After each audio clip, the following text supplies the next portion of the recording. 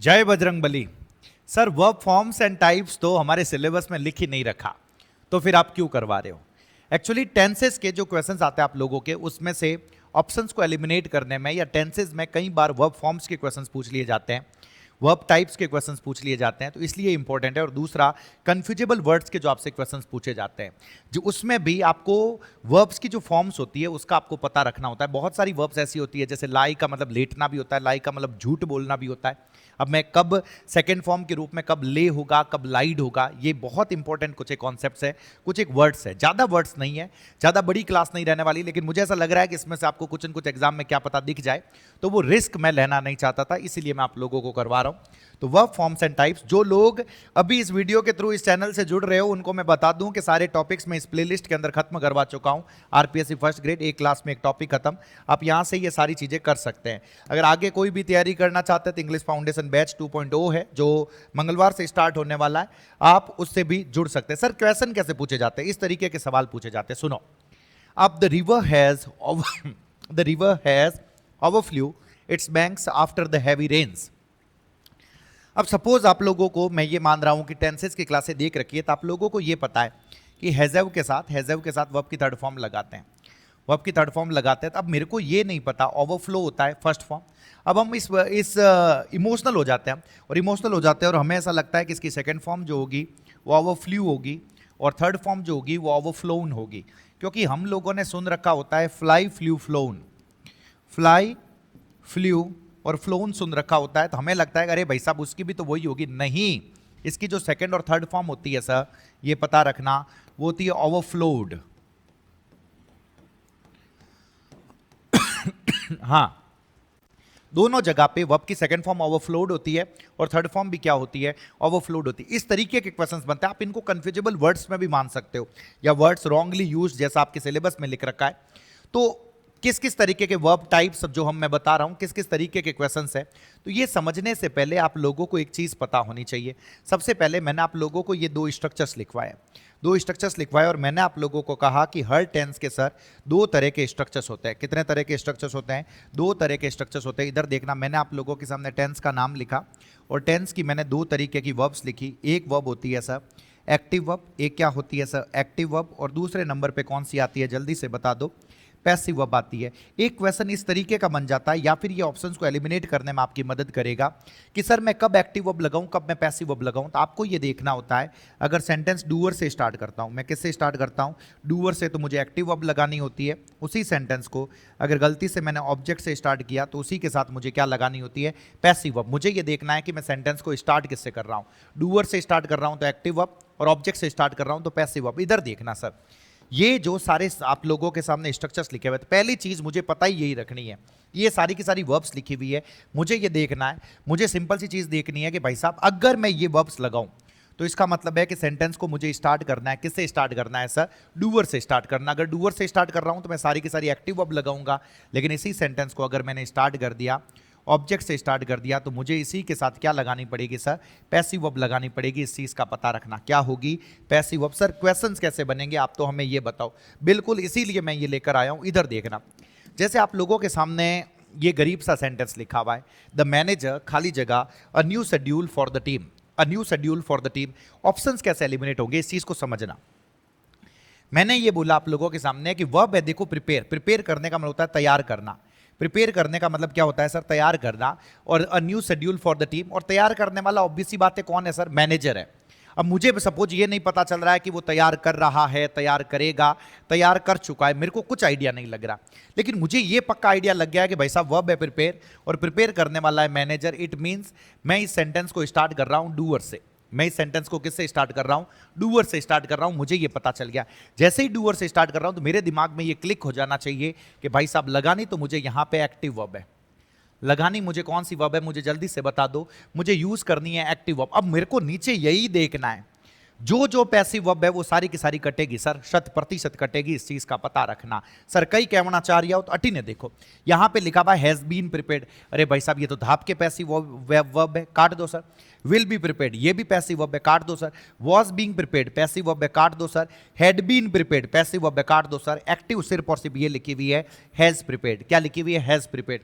अब एग्जाम के अंदर 2 एक्टिव आ सकती है, लेकिन आप कम से कम 2 पैसिव तो काट पाओगे ना कि भाई साहब यहां पे ये नहीं आ सकती, इस चीज का पता रखना। सर 2-3 सवाल और बता दो। अरे बिल्कुल बताएंगे। ये देखो क्या लिखा हुआ है, द कमिटी खाली जगह the proposal yesterday, the committee खाली जगह द प्रपोजल यस्टरडे। अरे भाई साहब यस्टरडे आता है तो हमने तो कहा कि टेंस होता है पास्ट सिंपल। कौन सा टेंस होता है? Past simple. तो पास्ट सिंपल है, वर्ब की सेकंड फॉर्म लगा दो सर। लेकिन एक चीज थोड़ी सी पता रखना, वर्ब क्या है? Discuss, discuss, discussed, discuss, discuss the proposal.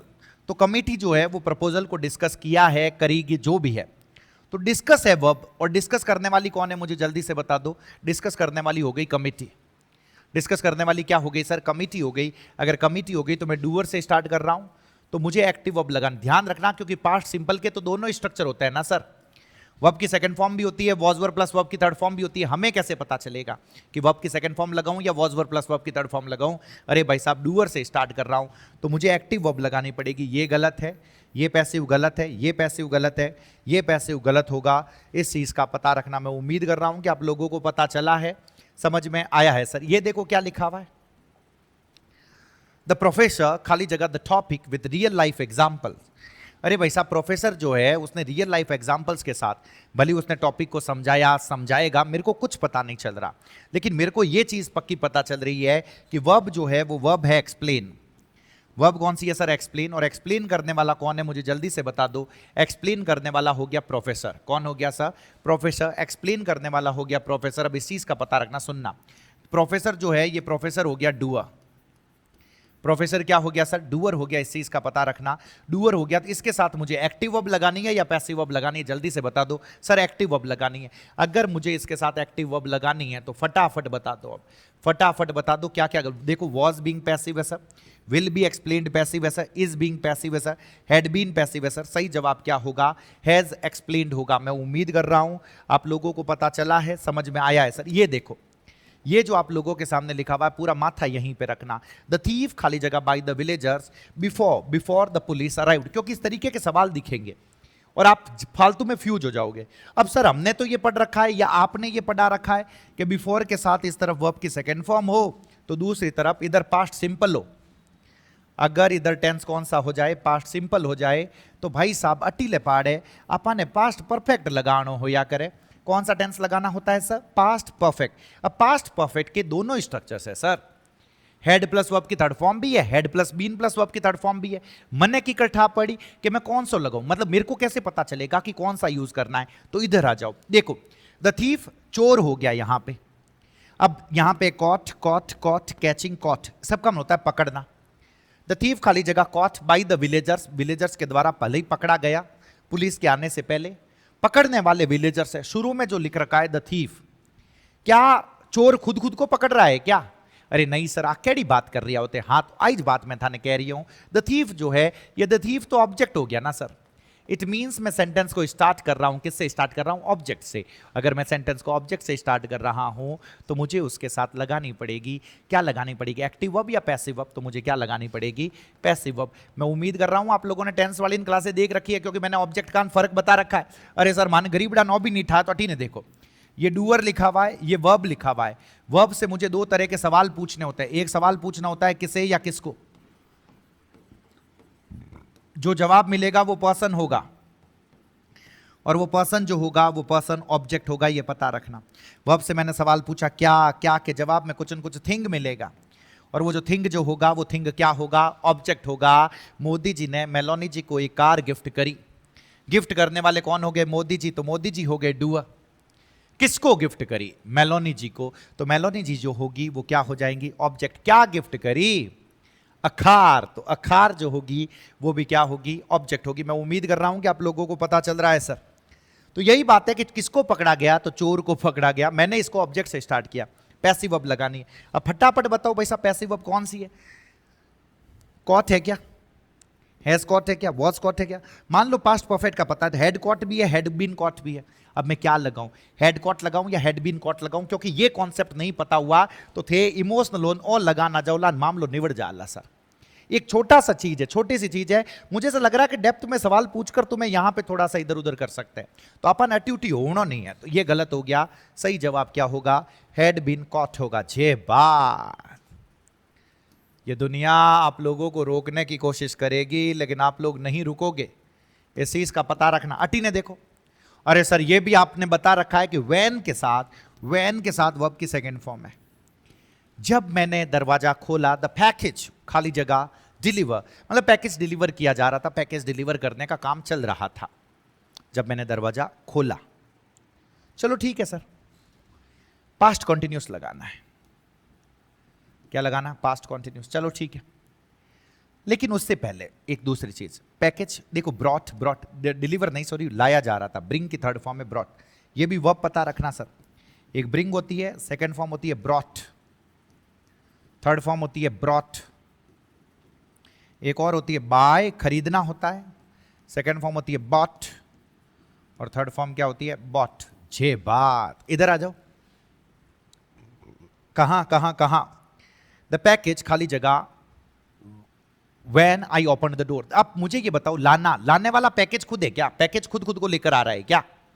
अरे नहीं सर, अकेली बात कर रहा हूं। हाँ तो नहीं है ना, तो ऑब्जेक्ट से स्टार्ट हो रहा है, डूअर से स्टार्ट नहीं हो रहा है, मतलब ऑब्जेक्ट से स्टार्ट हो रहा है। और जब कोई सेंटेंस ऑब्जेक्ट से स्टार्ट हो, एक्टिव वर्ब या पैसिव वर्ब? पास्ट कॉन्टिन्यूस है, लेकिन उसकी एक्टिव वर्ब लगाऊंगा या पैसिव वर्ब? अरे सर पैसिव वर्ब लगेगी। तो ये देखो, ये एक्टिव है, बटीड बोला तो हैड ब्रॉट गलत है सर, हैज ब्रॉट गलत है, ब्रिंग्स गलत है। What should be the correct answer? Correct answer should be was being brought. मैं उम्मीद कर रहा हूं कि आप लोगों को पता चल रहा है। सर एक बार बता दो। अरे बता रही हूं यार, थे लोड मत लो, आया हो तो पूरा हमजान मेला ला थे, लोड लॉइज मत।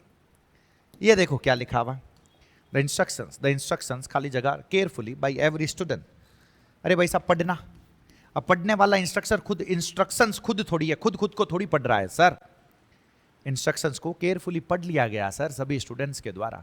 भले मेरे को टेंस ना पता चले सर टेंस कौन सा, लेकिन मेरे को ये तो पता चल गया ना कि सेंटेंस को मैं किससे स्टार्ट कर रहा हूं? ऑब्जेक्ट से। और अगर आप किसी सेंटेंस को ऑब्जेक्ट से स्टार्ट कर रहे हो, एक्टिव वर्ब लगाओगे या passive verb? Sir passive verb. अच्छी ना जाओ, रेड एक्टिव है, हैड रेड एक्टिव है, रीड्स एक्टिव है, हैज रेड एक्टिव है। What should be the correct answer? Was red. मैं उम्मीद कर रहा हूं ये जो गरीब आराम सवाल थे ये आप लोगों को पता चले होंगे, समझ में आए होंगे सर। जे बा चलो, अब मुझे एक चीज बतानी, सुनना। कुछ एक वर्ब्स होती है सर, कुछ एक वर्ब्स होती है, वो क्या है?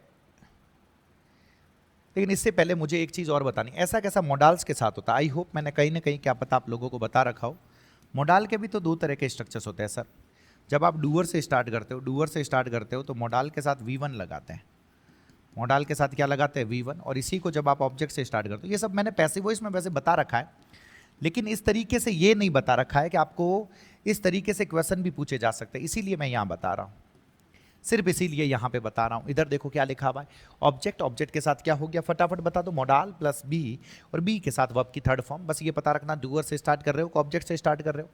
एक ये सेंटेंस देख लो, the differences could resolve through negotiations. अरे भाई साहब, उनके बीच का जो अंतर है ना, फर्क है, उनको सॉल्व किया जा सकता है, हटाया जा सकता है नेगोशिएशंस के द्वारा। किसके द्वारा? नेगोशिएशन मतलब बातचीत हो, तो उस बातचीत के द्वारा उसको सॉल्व किया जा सकता है सर, किया जा सकता है, किया जा सकता था सपोज। तो ये रिजॉल्व करने वाले डिफरेंसेस खुद थोड़ी है सर। इसका मतलब मैं तो इसको स्टार्ट कर रहा हूं ऑब्जेक्ट से, तो मोडाल में मेरे को और कुछ नहीं पता, मेरे को स्ट्रक्चर पता है सपोज। तो ऑब्जेक्ट से स्टार्ट कर रहा हूं, तो मोडाल के साथ मुझे तो B+V3 लगाना पड़ेगा। ये गलत है सर, तो ये आएगा नहीं। शुड रिजॉल्व आएगा नहीं, शुड हैव रिजॉल्व्ड नहीं होगा, कुड बी रिजॉल्व्ड सही है, कुड हैव नहीं होगा। इस चीज का पता रखना सर। अब ये कुछ एक वर्ब्स है जो मैंने आप लोगों को बताई, जो वर्ब की फॉर्म्स आप लोगों को पता रखनी। इधर देखो, मैं उम्मीद कर रहा हूं कि ये लिखा हुआ दिख रहा है। ये कुछ एक वर्ब्स है जो तीनों फॉर्म्स एक जैसी रहती है, तीनों फॉर्म्स एक जैसी रहती है। जैसे ये स्प्रेड लिखा हुआ, ध्यान रखना, सेकंड फॉर्म भी स्प्रेड है, थर्ड फॉर्म भी स्प्रेड है, जिसका मतलब होता है फैलाना, किसी चीज को फैलाना। स्प्रेड स्प्रेड स्प्रेड लिखा जाता है, ध्यान रखना, स्प्रेडेड जैसा कुछ नहीं होता, इस चीज का पता रखना, ये गलत होगा। स्प्रेडेड जैसा कुछ नहीं होता, सिर्फ spread is the correct answer. ये स्प्रेड स्प्रेड स्प्रेड होता, हर्ट हर्ट हर्ट होता है, हर्टेड जैसा कुछ नहीं होता। इट हर्टेड मी, आह एडो की नहीं होया करे, ध्यान रखो। फिर मैंने आप लोगों के ये दोनों बर्स्ट बर्स्ट बर्स्ट, कोई चीज फट जाना, उसके लिए यूज करते हैं बर्स्ट। ये ब्रॉडकास्ट, भाई साहब ब्रॉडकास्टेड लिखियोड़ो मिला था ने, और थानो जीव हो रो जाला। आपने लागे लाग ब्रॉडकास्टेड तो गजबरो सही है, गलत है। ब्रॉडकास्टेड कुछ नहीं होगा, ब्रॉडकास्ट ऐसा कैसा फोरकास्ट, ऐसा कैसा वोट डालते हो ना तो कास्टेड लिखा हुआ मिलेगा, कास्टेड जैसा कुछ नहीं होता। कॉस्ट ऐसा कैसा कॉस्ट कीमत होना, कोस्टेड जैसा कुछ नहीं होता। ये कुछ एक वर्ब्स है जिसको आपको 100% पता रखना है, 100%।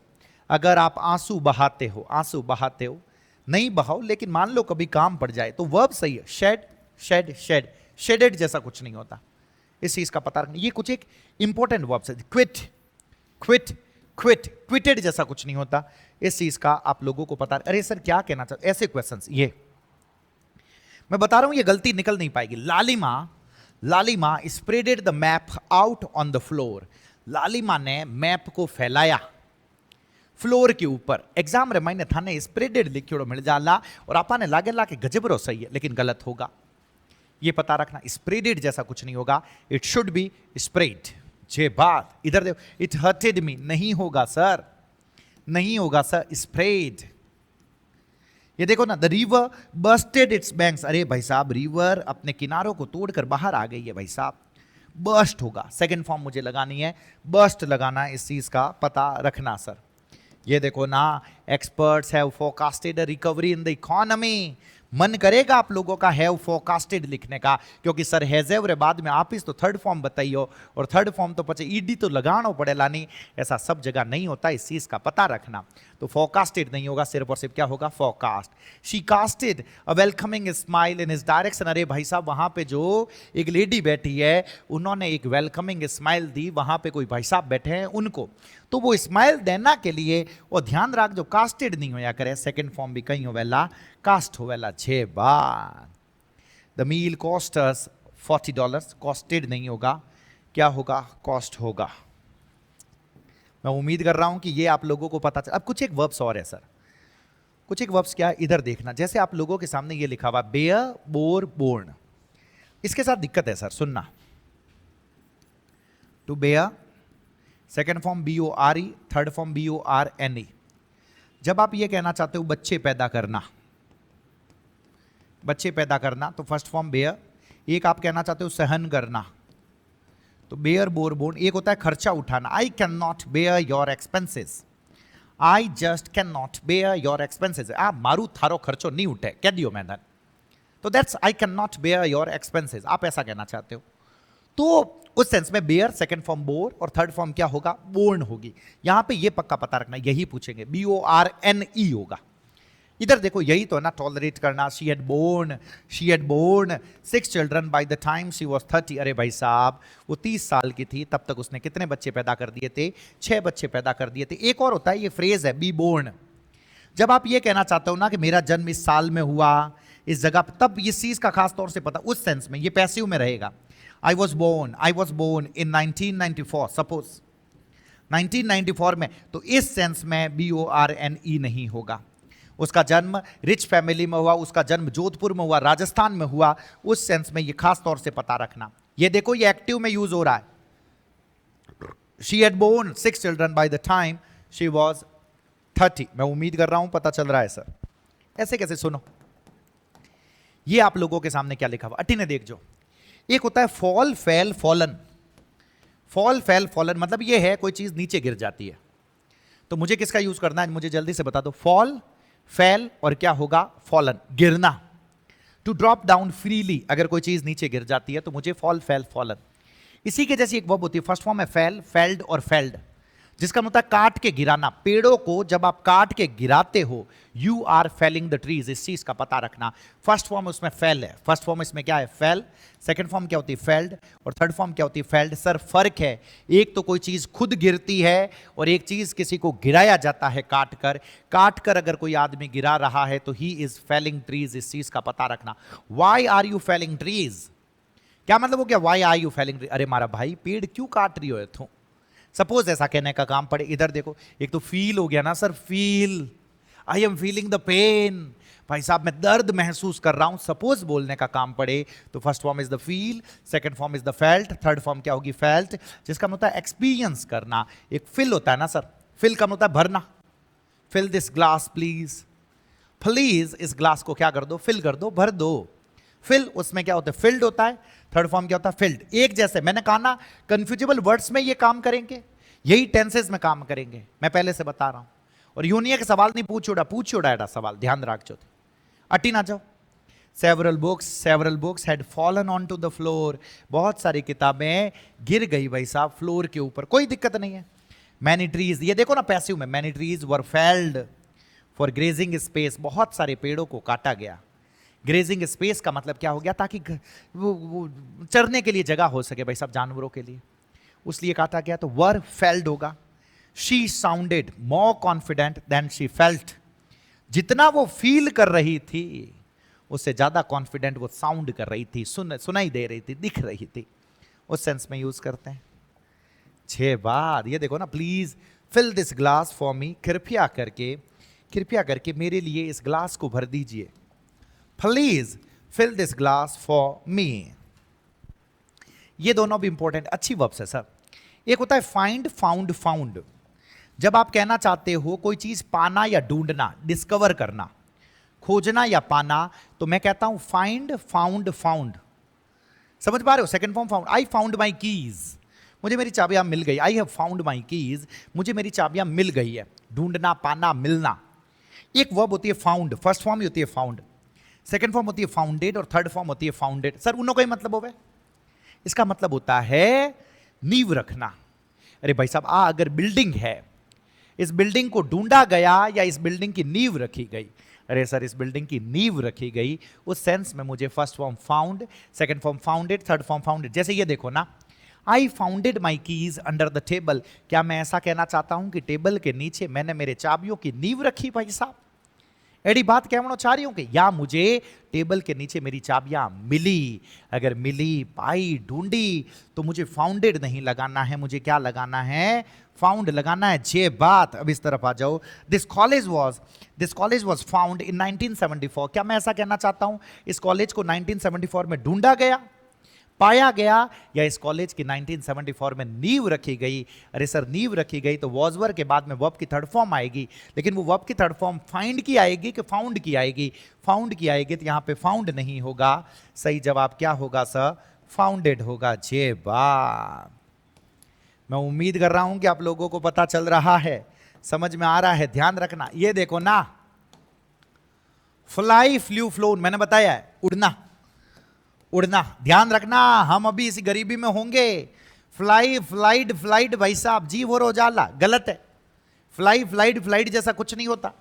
फ्लाई, फ्लू, फ्लोन लिखा हुआ है, फिर आप लोगों के सामने लिखा हुआ ओवरफ्लो, ओवरफ्लोड, ओवरफ्लोड, इस चीज का पता, फ्लो, फ्लोड, फ्लोड होता है, इस चीज का पता रखना।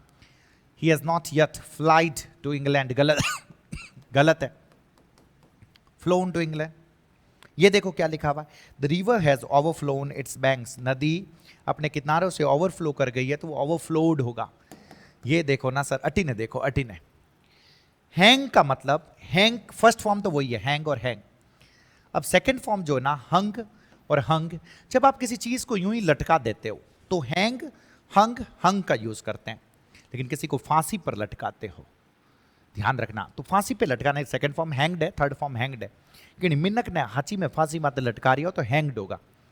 अब किसी को यूं ही, किसी को मतलब चीजों को भी तो लटका सकते। अरे सर तनी माते कपड़ा हुकाया करा नहीं, तनी तनी माते कपड़ा, तो कपड़ा लटका रिया, कोई कपड़ा ने फांसी माते थोड़ी चढ़ा रिया, मतलब कपड़ों को फांसी पे थोड़ी चढ़ा रहे हो आप लोग। तो मुझे क्या करना पड़ेगा, have you hung out the washing, the washing का मतलब होता है धुले हुए कपड़े। तनी ने क्या करे, द क्लोथ्स लाइन, कहीं काम पड़ जा मान लो तो, the clothes line. Have you hung out the washing on the clothes line, क्या तुमने कपड़े सुखा दिए? अरे कहां सुखा दिया, तनी मत सुखा दिया हो गई वैसा। Have you hung out the washing, तो यहां पे गलती से हैव के साथ थर्ड फॉर्म में हैंग्ड मत कर देना भाई साहब, कपड़ों को कोई फांसी पे थोड़ी चढ़ाओगे। He was the last man to be hanged for murder in this country. अरे वो लास्ट व्यक्ति था जिसे फांसी पे चढ़ाया गया, तो अटिले पाड़े हैंग्ड करना पड़ेला, अगर हंग कर दियो तो गलत हो जाला। जे बात, कहीं नहीं रुकोगे आप लोग, ये बात पक्की है, ये बात 100% है सर। अब एक ये मेरे को अलग से लिख के बताना पड़ेगा, इधर देखना। अरे रुक मेरे भाई, 6 बात, यस। एक होता है LAY, ले, जब मैं कहना चाहता हूं रखना, किसी भी चीज को कहीं पे रखते हो, यूं कैसे भी रखते हो। फर्स्ट फॉर्म होती है ले, सेकेंड फॉर्म होती है लेड, थर्ड फॉर्म होती है laid. I laid the book here, मतलब किताब को मैंने यहां रखा। आई लेड द फाउंडेशन, मतलब नींव रखी, नींव रखी उस सेंस में ले, लेड, लेड। एक होती है लाई, जिसका मतलब होता है लेटना। जब मतलब वो लेटना तो सेकेंड फॉर्म होती है ले, थर्ड फॉर्म होती है लेन। लाई, ले और फिर क्या होती है लेन। सर कब क्या लगाएंगे लाई, ले, लेन का? इसका मतलब होता है लेटना। प्लीज लाई डाउन ना, लाई डाउन मतलब लेट जाओ, ले डाउन नहीं होगा, ध्यान रखना, लाई डाउन, लेट जाओ। मैं बहुत थका हुआ था तो आई ले डाउन, मैं लेट गया, आई ले डाउन मतलब मैं लेट गया, पास्ट के अंदर लेट गया ना, तो सेकेंड फॉर्म। एक और होती है सर लाई, जिसका मतलब होता है झूठ बोलना। अटी ने देख, जो झूठ बोलना।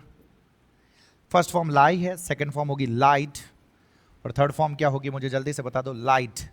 लाई और फिर आप लोगों के सामने लिखा हुआ लाइट, और फिर आप लोगों के सामने वापस क्या लिखा हुआ लाइट, जिसका मतलब क्या होता है झूठ बोलना। ही लाइड टू मी, उसने मेरे से झूठ बोला। मान लो कभी बोलने का काम पड़े, समझ पा रहे हो? ही लाइड, शी लाइड टू मी। इधर देखो ये क्या लिखा हुआ है फटाफट सा, ले, लेट, लेट, इसका मतलब होता है कोई चीज को रखना, प्लेस करना। फिर लिखा हुआ lie, lay, lain, to be in resting position, लेटना, पढ़ना। लाई, लाइड, लाइड, झूठ बोलना। The workers laid bricks to build the wall, workers ने ब्रिक्स को रखा। तो सेकेंड फॉर्म लाइड थोड़ी होगी, लेड होगी। 6 बार। The cat was lying fast asleep, लेटी हुई थी। ही लाइड टू मी, उसने मेरे से क्या किया सर, झूठ बोला। मैं उम्मीद कर रहा हूं पता चल रहा है सर। एक ये देखो क्या लिखा हुआ, अच्छा है। Raise, raised, raised. Sir raise, raised, raise का मतलब होता है, अब चीज सुनना, किसी चीज को अगर उठाते हो, आप उठाते हो, हाथ है, हाथ को ऊपर उठाते हो, तो रेज, रेज्ड, रेज्ड, उस उठाना के सेंस में मुझे यूज करना होता है इसका। एक होता है राइज, रोज, राइजन, जिसका मतलब कोई चीज खुद ऊपर उठती है। सपोज सूर्य उदय हो रहा है तो द सन इज राइजिंग होता है। कोई दूसरा जाके भाई साहब सूर्य यूं थोड़ी कर रही हो, द सन इज राइजिंग होता है ना। आप लोगों ने the sun rises in the east, लेकिन यही मैंने कहा अपना हाथ ऊपर उठाओ, तो हाथ को यहाँ पे ऊपर थोड़ी हो वाला सर। रेज योर हैंड बोलते हैं। रेज क्वेश्चंस होता है, सवाल उठाना। Raise your hand. Because of the incessant rain, अणुती बारिश के कारण, इंसिसेंट का मतलब होता है लगातार, कोई चीज लगातार हो रही है तो incessant rain. The flood water is raising, अरे भाई साहब लगातार बारिश के कारण फ्लड वाटर जो है ऊपर उठ रहा है, खुद ऊपर उठ रहा है। तो रेजिंग नहीं होगा, क्या होगा, राइजिंग होगा। मैं उम्मीद कर रहा हूं कि यहां ये जितने मैंने बताए ना सर, ये आप लोगों को पता चले होंगे, समझ में आए होंगे। और ये सारे आप लोगों को विद सेंटेंसेस मैंने यहाँ पे दी हैं, सारी की सारी चीज़ें विद सेंटेंसेस आप लोगों को दी है। और ये अगर आपने अभी तक इनको रिवाइज नहीं कर रखा है तो इनको रिवाइज करें। मैराथन क्लास आ रखी है, उस मैराथन क्लास को आप देखें। रोजाना शाम को मैं आप लोगों के लिए 50 से 60 MCQ लेकर आऊँगा हर टॉपिक के। ये सारी क्लासें देखने के साथ वो 50 से 60 MCQ पर टॉपिक के बिल्कुल नए तरीके के MCQ होंगे। उनको अगर आप प्रैक्टिस कर लेते हो तो फिर वो टॉपिक क्लियर हो जाएगा, खत्म हो जाएगा सर। 5 से 7 दिन वो चलेंगे। एक MCQ की मैं मैराथन क्लास लेकर आऊंगा आप लोगों के लिए, जिसके अंदर 250-300 MCQ होंगे, वो आपको पक्के करने हैं। इतना करके चले जाना, मेरे हिसाब से अणु तो है बचे। मतलब फर्स्ट ग्रेड का जो भी मटीरियल भाई साहब, कोई प्रोफेसर साहब भी पढ़ा रही, यानी फर्स्ट ग्रेड फर्स्ट पेपर वास्ते इंग्लिश 5 नंबर आपे जगह पढ़ाए हमारे साहबों, it should be, it would be more than sufficient sir. इतना पढ़ना चाहिए और इतने से चीज़ें आ जानी चाहिए। मतलब जो मैं अपनी तरफ से करवा सकता था वो मैंने अपनी तरफ से पूरी करवाने की कोशिश करी है। मैं तो ये कह रहा हूँ कि आप लोगों को अगर इंग्लिश से डर लगता है और आपने ये क्लासें देखी है तो डर काफ़ी लेवल तक खत्म हुआ होगा सर। तो देखते रहें, आनंद में रहें। मुझे कमेंट बॉक्स में ज़रूर बताएं कि आप लोगों को क्लासें कैसी लग रही है। अगर हकरी लागे तो अपने ज़्यादा से ज़्यादा दोस्त लोग हैं जो भी है जो इंग्लिश से परेशान है वहाँ तक शेयर करें। बाकी बहुत बहुत धन्यवाद आप सभी का। जय बजरंगबली।